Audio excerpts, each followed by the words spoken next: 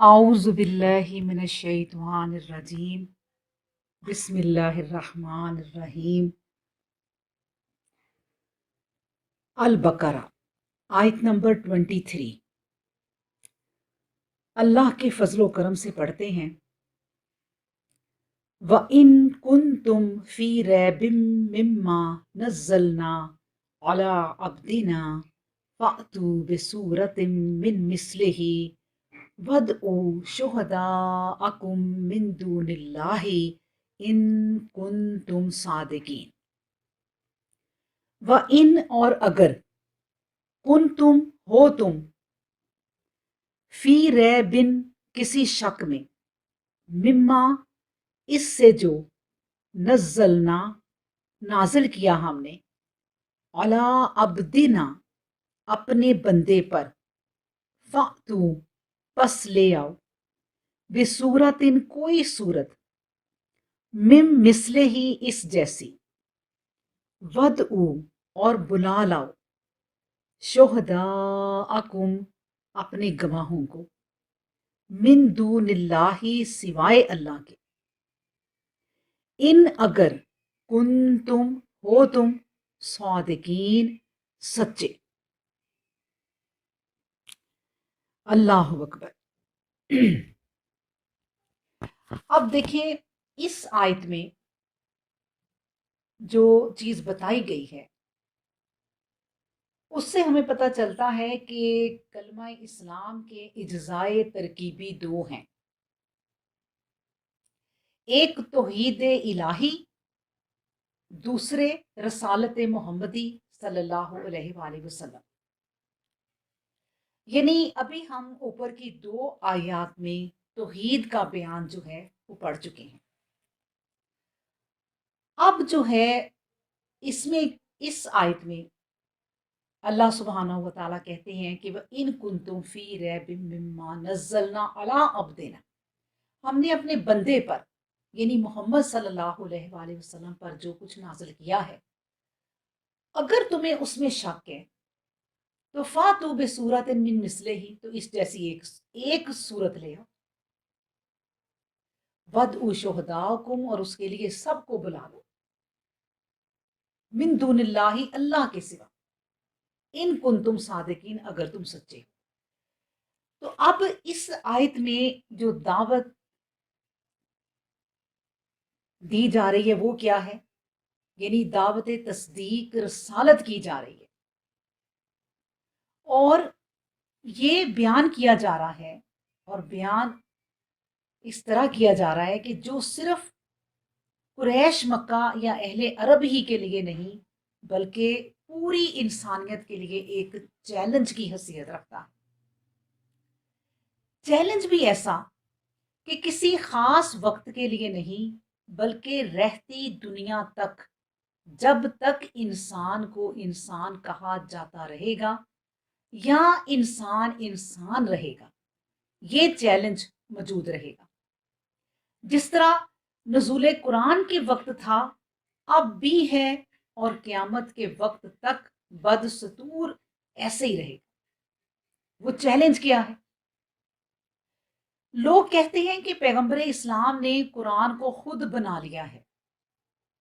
قرآن کہتا ہے کہ اگر پیغمبر نے بنا لیا ہے تو فاتو بصورت من مثلہ، تو تم بھی ایک صورت ایسی بنا لو، اٹھو، دیر نہ لگاؤ، اپنے سارے فصیح بلیغ عالموں کو اکٹھا کر لو، نہیں بلکہ تمام انسان اکٹھے ہو جاؤ، بلکہ جنوں سے بھی مدد لے لو، پورا قرآن نہیں، 10 صورتیں نہیں، صرف اور صرف ایک ہی صورت بنا کر دکھا دو۔ اللہ اکبر۔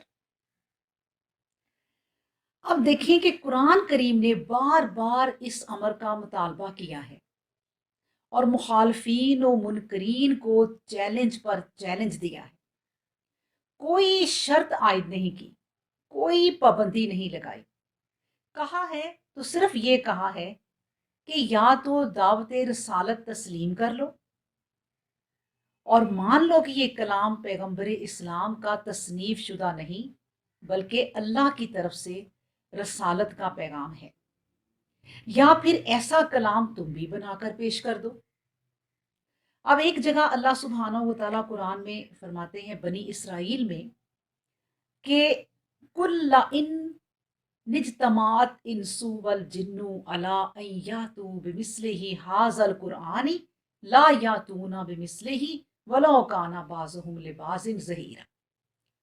اے پیغمبر اسلام، اس بات کا اعلان کر دو کہ اگر تمام انسان اور جن اکٹھے ہو کر چاہیں کہ اس قرآن کی مانند کوئی کلام پیش کر دیں تو کبھی پیش نہیں کر سکیں گے، اگر ان میں سے ہر ایک دوسرے کا مددگار ہی کیوں نہ بن جائے۔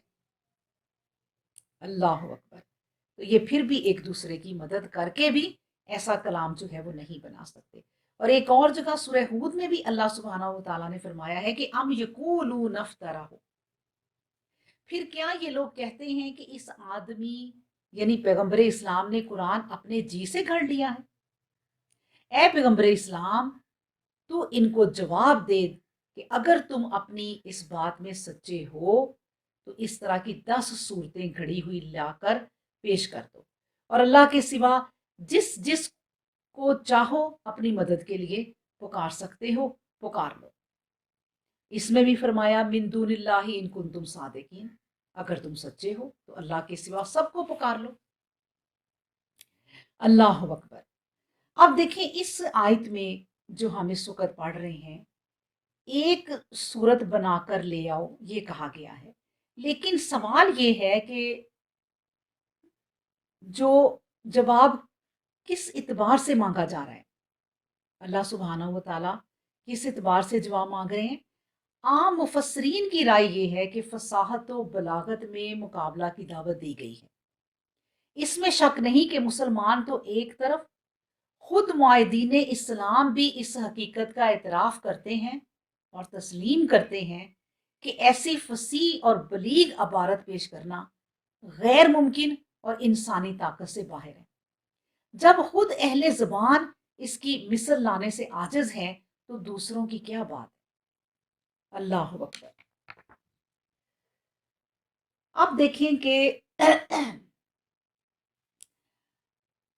جس سرزمین اور جس ذات پر یہ کتاب مقدس نازل ہوئی، اس کی جغرافیائی کیفیت اور تاریخی حالت معلوم کرنے کے لیے آپ کو ایک ریگستانی خشک اور گرم علاقہ سے سابقہ پڑے گا جس کو بطحا مکہ کہتے ہیں، اور جو نہ زرعی ملک ہے، نہ صنعتی، نہ اس ملک کی آب و ہوا کچھ ایسی خوشگوار ہے جس کے لیے باہر کے آدمی وہاں پہنچنے کی رغبت کرے، نہ راستے ہی کچھ ہموار ہیں جن سے وہاں تک پہنچنا آسان ہو۔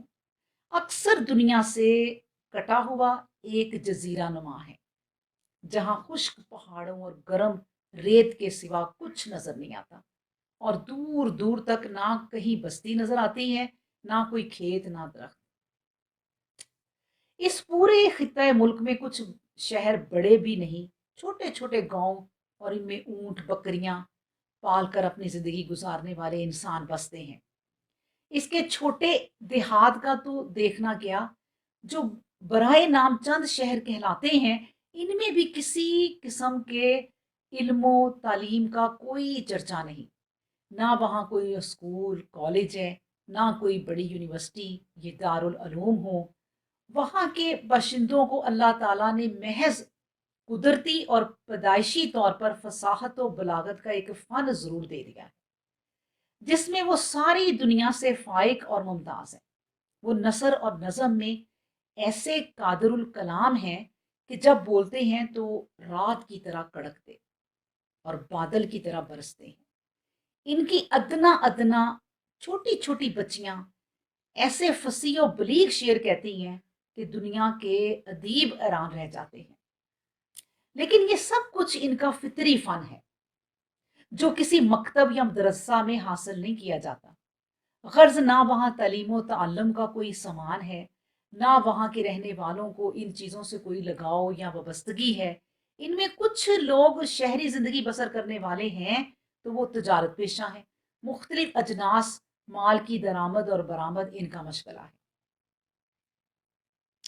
اس ملک کے قدیم شہر مکہ کے ایک شریف گھرانے میں وہ ذات مقدس پیدا ہوئی جس پر قرآن اترا۔ اب اس ذات مقدس کا حال سنیے، تھوڑا سا میں آپ کے سامنے بیان کرتی ہوں، لمبی بات کرنے کا موقع نہیں ہے۔ اب دیکھیں، ولادت سے پہلے ہی والد ماجد کا سایہ سر سے اٹھ گیا، پیدا ہونے سے پہلے یتیم ہو گئے، ابھی 7 سال کی عمر بھی نہ تھی کہ والدہ کی بھی وفات ہو گئی، آغوش مادر کا گہوارہ بھی نصیب نہ رہا۔ شریف آباء و اجداد کی فیاضی اور بے مثل سخاوت نے اپنے گھر میں کوئی وسیلہ نہ چھوڑا تھا جس سے یتیم کی پرورش اور آئندہ زندگی کا سامان ہو سکے۔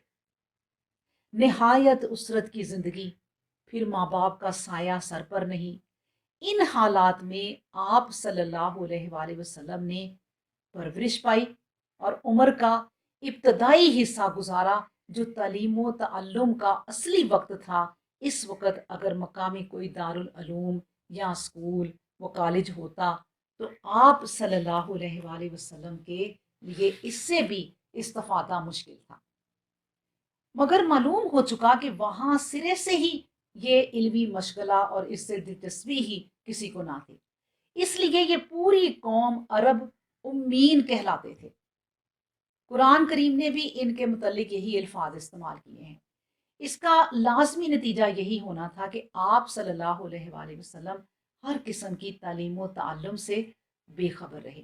وہاں کوئی بڑا عالم بھی ایسا نہ تھا جس کی صحبت میں رہ کر یہ علوم حاصل کیے جا سکیں جن کا قرآن حامل ہے۔ پھر قدرت کو تو ایک فوق العادت معجزہ دکھلانا تھا جو انبیاء کرام کے ساتھ خاص رکھا گیا تھا۔ آپ صلی اللہ علیہ وسلم کے لیے خصوصی طور پر ایسے سامان ہوئے، معمولی جو ہے تعلیم و تربیت بھی جو لوگ ایک دوسرے سے سیکھ لیتے ہیں، آپ نے وہ بھی نہ سیکھی، محض امی رہے، ان پڑھ رہے کہ اپنا نام تک بھی نہ لکھ سکتے تھے۔ عرب کا مخصوص فن اور شعر سخن تھا جن کے لیے خاص اجتماعات کیے جاتے تھے اور مشاعرے منعقد ہوتے تھے۔ اس میں ہر شخص مسابقت کی کوشش کرتا تھا۔ آپ صلی اللہ علیہ وسلم کو حق تعالیٰ نے ایسی فطرت عطا فرمائی تھی کہ ان چیزوں سے بھی دلچسپی نہ لی، نہ کوئی شعر یا قصیدہ لکھا، نہ کسی ایسی مجلس میں شریک ہوئے۔ اللہ اکبر۔ ہاں، امی محض ہونے کے ساتھ بچپن ہی سے آپ صلی اللہ علیہ وسلم کی شرافت نفس، اخلاق کے فاضلہ، فہم و فراست کے غیر معمولی آثار، دیانت و امانت کے اعلیٰ ترین شاہکار آپ صلی اللہ علیہ وسلم کی ذات مقدس میں ہر وقت مشاہدہ کیے جاتے تھے، جس کا نتیجہ یہ تھا کہ عرب کے بڑے بڑے مغرور متکبر سردار آپ صلی اللہ علیہ وسلم کی تعظیم کرتے تھے اور سارے مکہ میں آپ صلی اللہ علیہ وسلم کو امین کے لقب سے پکارا جاتا تھا۔ اللہ اکبر۔ یہ نبی کریم صلی اللہ علیہ وآلہ وسلم کا تھوڑا سا تعارف تھا جو کہ اس آیت میں اللہ سبحانہ و تعالیٰ نے فرمایا ہے کہ کیا کہہ کے اللہ عبدنا، کہ میں نے اپنے بندے پر جو نازل کیا۔ اللہ اکبر۔ بس ایک معجزہ یہ ہے کہ اس جیسی ایک چھوٹی سی صورت بھی وہ نہ بنا سکے۔ دوسرا معجزہ یہ ہے کہ پیشن گوئی سچ ثابت ہوئی کہ یہ ہرگز اس جیسا نہیں بنا سکتے، چاہے سب جمع ہو جائیں اور قیامت تک محنت کر لیں۔ بس ایسا ہی ہوا، نہ تو اس زمانے میں کسی کی یہ جرت ہوئی، نہ اس کے بعد سے آج تک، اور نہ قیامت تک کسی سے یہ ہو سکے گا۔ اور بھلا کیسے ہو سکتا ہے؟ جس طرح اللہ تعالیٰ کی ذات بے مثل ہے، اسی طرح اس کا کلام بھی۔ حقیقت بھی یہ ہے کہ قرآن پاک کو ایک نظر دیکھنے سے ہی اس کے ظاہری اور باطنی لفظی اور معنوی ایسے ایسے کمالات ظاہر ہوتے ہیں جو مخلوق کے بس کے نہیں۔ خود رب العالمین فرماتے ہیں، الف لام را کتاب احکمت آیاتہ ثم فصلت، یعنی اس کتاب کی آیتیں جو حکمت والے، ہر طرح کی خبریں جاننے والے اللہ کی طرف سے نازل شدہ ہے، محکم مضبوط اور مفصل الگ الگ ہیں۔ پس الفاظ محکم اور معنی مفصل، یا الفاظ مفصل اور معنی محکم، پس قرآن اپنے الفاظ میں اور اپنے مضامین میں بے نظیر ہے، جس کے مقابلے معارضے اور مثل سے دنیا عاجز اور بے بس ہے۔ اللہ اکبر۔ اس پاک کلام میں اگلی خبریں جو دنیا سے پوشیدہ تھیں وہ ہو بہو بیان کی گئی، آنے والے امور کے تذکرے کیے گئے، جو لفظ بے ہی لفظ پورے اترے، تمام بھلائیوں کا حکم، تمام برائیوں سے ممانت اس میں ہے۔ سچ ہے کہ وتمت کلمات ربی کا صدقاً و عدلا، یعنی خبروں میں صداقت اور احکام میں عدل تیرے رب کے کلام میں پورا پورا ہے۔ سبحان اللہ۔ پاکیزہ قرآن تمام تر حق و صداقت اور ہدایت سے پر ہے، نہ اس میں واہی تباہی باتیں ہیں، نہ ہنسی مذاق، نہ کذب و افطرا جو شاعروں کے کلام میں عموماً پایا جاتا ہے، بلکہ ان کے اشعار کی قدر و قیمت ہی اس پر ہے۔ مقولہ مشہور ہے کہ آزبوہ اکذبوہ، یعنی جو جھوٹ زیادہ اتنا ہی مزہ، یعنی جتنا شاعری میں جھوٹ زیادہ ہوگا اتنا ہی مزہ ہوگا۔ لیکن قرآن یہ اللہ کا معجزہ ہے جس میں اللہ سبحانہ و تعالیٰ نے ایک ایک چیز ایسی رکھ دی ہے کہ پوری دنیا مل کر بھی اگر ویسا کوئی بنانا چاہے تو نہیں بنا سکتی۔ یعنی اس کی جو پکڑ دھکڑ ہے، اللہ کا جو عذاب ہے وہ پہاڑوں کو بھی ہلا دے۔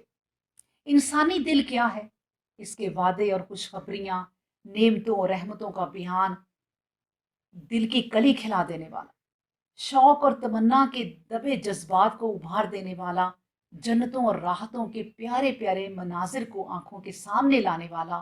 دل کھل جاتے ہیں پڑھ کر، کان لگ جاتے ہیں اور آنکھیں کھلی رہ جاتی ہیں۔ اللہ اکبر۔ یہ صحیح بخاری میں ہے کہ نبی کریم صلی اللہ علیہ وآلہ وسلم نے فرمایا، اور یہ حضرت ابو ہریرہ سے مروی ہے کہ نبی کریم صلی اللہ علیہ وسلم نے فرمایا، ہر نبی کو ایسے معجزے دیے گئے کہ جنہیں دیکھ کر لوگ اس پر ایمان لائے، اور میرا معجزہ اللہ کی وحی یعنی قرآن پاک ہے، اس لیے مجھے امید ہے کہ میرے تابع دار نسبت اور نبیوں کے بہت زیادہ ہوں گے۔ اللہ اکبر۔ اس لیے کہ اور انبیاء کے معجزے ان کے ساتھ چلے گئے، لیکن نبی کریم صلی اللہ علیہ وسلم کا یہ معجزہ قیامت تک باقی رہے گا۔ لوگ اسے دیکھتے جائیں گے اور اسلام میں داخل ہوتے جائیں گے۔